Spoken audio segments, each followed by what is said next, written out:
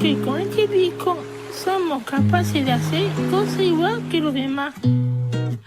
Hasta aprender música para participar en la grabación de un disco. Cada día trabajamos con ilusión para superarnos y conseguir lo que nos propongamos.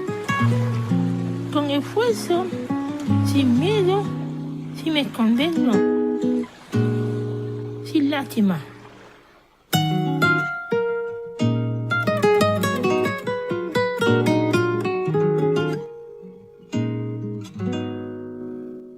En discapacidad, la espera es hasta 2 años mínimos para que te valoren.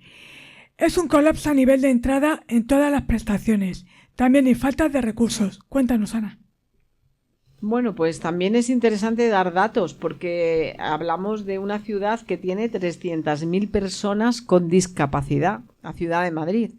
El dato confirmado es que con discapacidad reconocida de un 33% o superior, porque sabéis que para que una persona sea considerada como persona con discapacidad tiene que tener al menos un 33% de discapacidad valorada. Luego puede ser más. Lo digo así en rasgos generales, ya con un 65% se considera que requeriría apoyos y por tanto incluso pues a partir de un 65% podría tener una pensión no contributiva y otras prestaciones, y luego ya a partir de un 75% se considera ya un nivel como que requiere mucha más ayuda de terceras personas, que se dice, es decir, necesita el apoyo de otra persona para realizar actividades de la vida diaria. Bueno, pues valorados con un 33%, hay en Madrid 300.000 personas.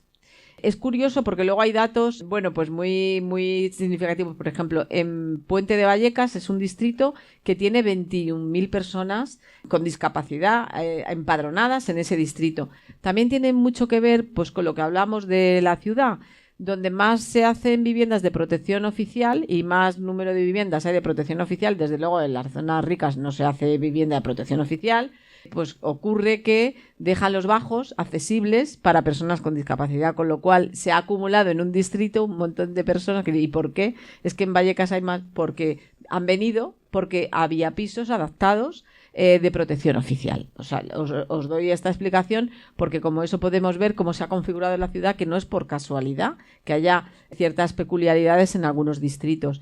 Luego también el distrito centro tiene más porcentaje por habitantes, un 17%, más de un 17% de la población del distrito centro tienen discapacidad. Esto también puede tener que ver con que es uno de los distritos con más personas mayores. Centro y Moratalá son dos distritos que tienen más personas mayores, entonces a veces la dependencia y la discapacidad van vinculadas a los años. Es decir, tú cuando eres joven puedes no tener una discapacidad, pero cuando llegas a mayor sí. Entonces, esto también tiene que ver con la edad, por supuesto. La atención a la discapacidad, pues el ayuntamiento tiene dentro del área de las políticas sociales y de los servicios sociales los recursos que yo he mencionado de atención a la dependencia, la ayuda a domicilio, los centros de día, las residencias, también son para personas con discapacidad, que normalmente tienen menos de 65 años y entonces no son el mismo tipo de servicios para ellas que para las personas mayores, aunque tengan dependencia y discapacidad. Realmente hay como unas demandas muy importantes de las personas con discapacidad que tienen que ver con la adaptación de la ciudad. Entonces van más allá de los servicios sociales, sobre todo la movilidad y la accesibilidad en general. Porque eso no es de servicios sociales, eso es en general. Es decir, está adaptado el metro, está adaptado el autobús, está señalizado bien, puedo subirme yo con silla de ruedas en el autobús, puedo tener, si tengo una discapacidad intelectual, un lenguaje accesible para enterarme de por dónde voy, cómo voy y demás. Está adaptado si tengo un problema de sordera o de visión. Todo esto es importantísimo cuando hablamos de accesibilidad en una ciudad. Y también, por ejemplo, aunque parezca una tontería, nosotros hemos llevado iniciativas para que quiten y esto nos lo han demandado a nosotros las organizaciones con discapacidad, hay carriles, aceras bici. Entonces tendrían que estar separadas porque hay muchos accidentes, se provocan, bueno, está el carril peatonal y al lado el de la bici. Bueno, a veces sin darte cuenta te vas a un sitio a otro, hay accidentes, atropellos, muchísimos, pero es que encima, imaginaros a una persona ciega.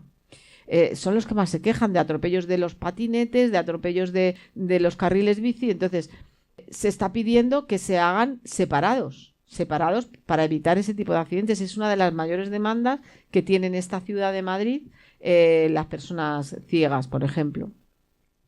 Y luego nosotros tenemos un gran caballo de batalla que nos parece muy, muy importante desde el punto de vista político, que tiene que ver con el denominado Plan de Inclusión de la Discapacidad de Madrid, que lleva caducado desde 2019.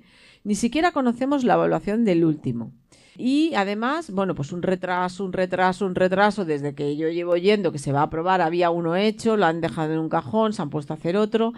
Y realmente nosotros ya les hemos dado un ultimátum de, mira, si no lo presentáis en 3 meses, ya a finales de año, pues nosotros os vamos a presentar uno. Porque todo es como un problema a la hora de hacerlo. Lo han sacado una consultoría no especializada para que diseñe el nuevo plan. Entonces, al final entendemos que esto no es más que un indicador de que las personas con discapacidad pues son los grandes invisibles entre los olvidados de los servicios municipales. Hay un dato muy curioso y muy revelador, que es cuando se constituyó el actual ayuntamiento, el CERMI, que es el órgano que aglutina un montón de organizaciones de discapacidad, tuvo que presionar para que la palabra discapacidad apareciese en alguna dirección general. Y así, bueno, pues ahora tenemos la Dirección General de Servicios Sociales y Discapacidad.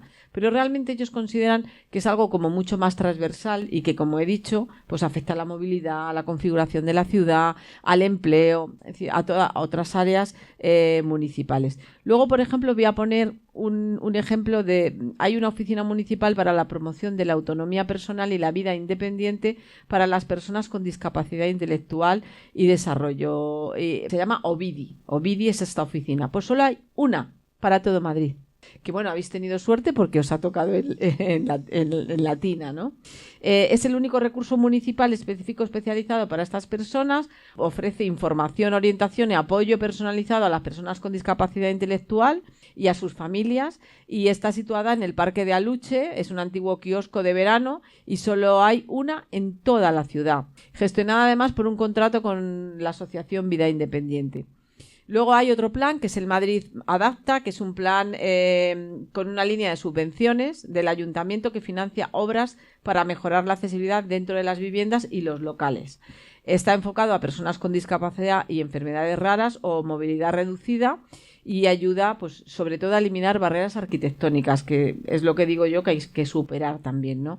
Está dotado con 4 millones de euros y se financia hasta 3.000 euros y cubre del 50 al 90% de la inversión. Otra queja que hay de muchas personas usuarias es que igualmente tienen que adelantar el dinero y además, bueno, pues no se cubre al 100%, con lo cual es verdad que muchas personas ni siquiera se atreven a empezar a hacer la obra porque no tienen dinero para adelantarlo. Entonces esto es un grave problema. Decir, bueno, pues que las personas con discapacidad es verdad que son colectivos que están muy bien organizados y demandan bien, pero no hay que olvidar que a veces se les trata como aquellas personas que están como siempre exigiendo o tocando las narices, y de hecho puedo poner un ejemplo de algunos centros de mayores de estos municipales que he dicho, que hay, por ejemplo en Puente de Vallecas, que hay muchas personas mayores con discapacidad que van al centro de mayores y que quieren participar, y hay muchas actividades, o bien porque las organiza la junta directiva de mayores o no sé qué, que no están adaptadas y que no se adaptan por una cuestión económica. Entonces, hoy día se está incumpliendo la Convención de Derechos de Personas con Discapacidad en el Ayuntamiento de Madrid. Se puede dar detalles de algunas cuestiones, pero yo voy a decir, pues porque hay personas que van en silla de ruedas que no pueden ir a las excursiones que van otros en el marco de su centro de mayores, simplemente porque no se contratan los autobuses adaptados, porque cuestan un poco más de dinero. Pero cuando hablamos de dinero igual estamos hablando de 200 euros, quiero decir. Vamos a ver. Y se les está negando el derecho a ir y tener ocio y tiempo libre como el resto de mayores, simplemente porque tienen una situación de discapacidad. Y esto es un tema que además no hay ninguna voluntad política para arreglarlo. Y llevamos reclamándolo desde 2023 y sigue sin solucionar.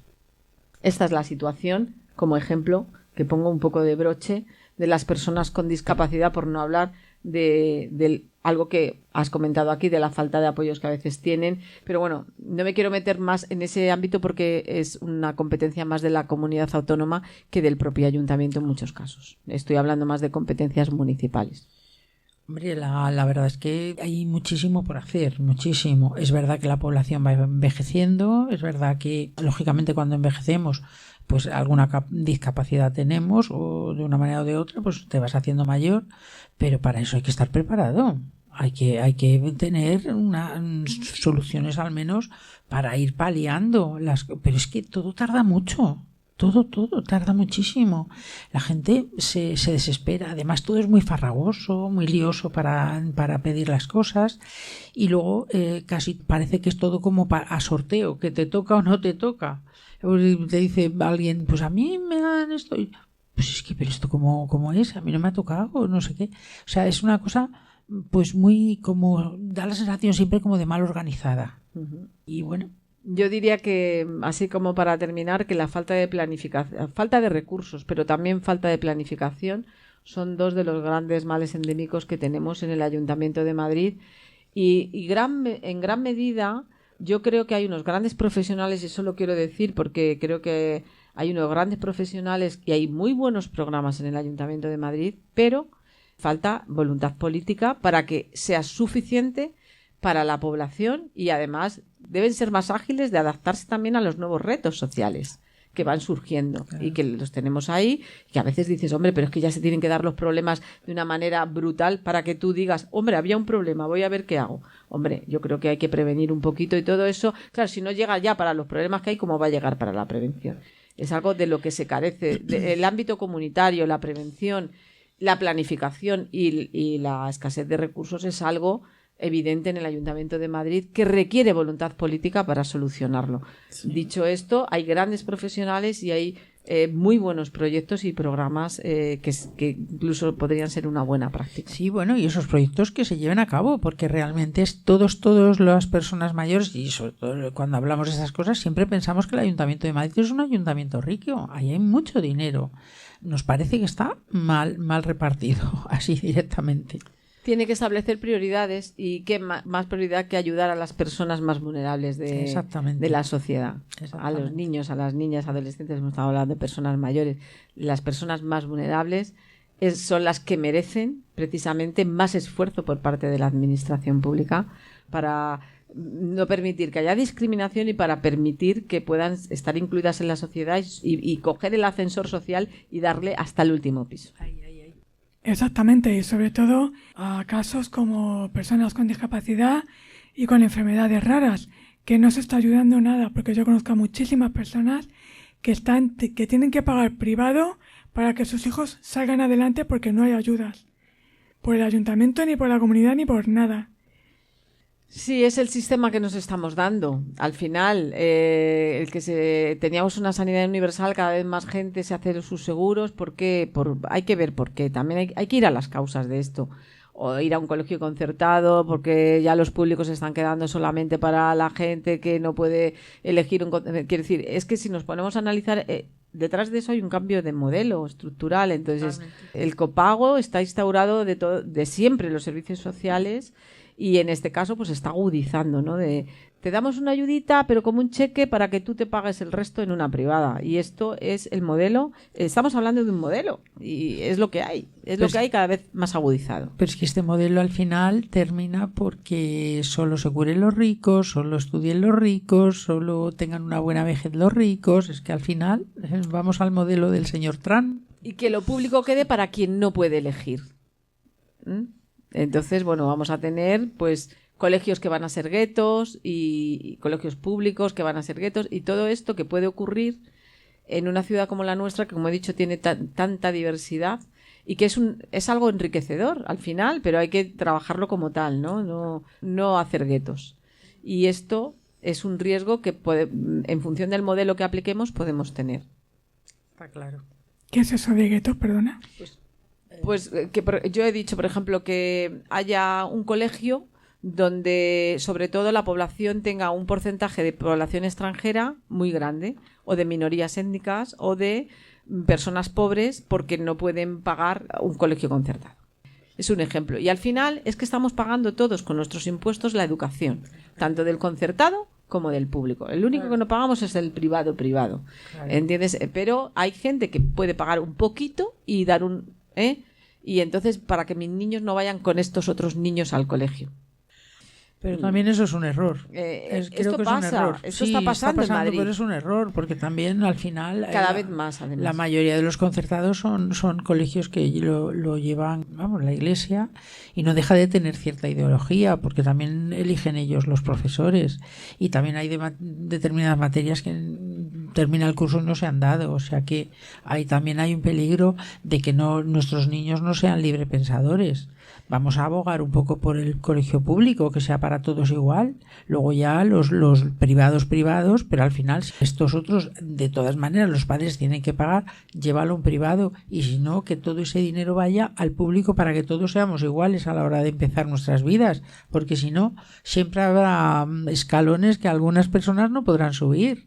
Y es una injusticia. Lo he puesto yo de ejemplo, pero realmente es lo que está pasando de alguna manera con sus características diferentes en todos los sistemas. Sí. Que al final es un poco como que tú, si tienes capacidad económica, puedes optar a... Que al principio, que además es una forma de privatizar de alguna manera, ¿no? Tú al principio dices, me puedo pagar un segurito de tal, pero luego cuando vienen mal dadas, pues no te lo puedes pagar. No. Realmente esto ¿Quién se puede pagar una quimio? Es el modelo de Estados Unidos, quiere decir que no me voy más lejos de que podemos compararlo con cualquier sistema de protección, que es una joya para España tener sistemas de protección que cubran de manera universal las necesidades sociales de las personas.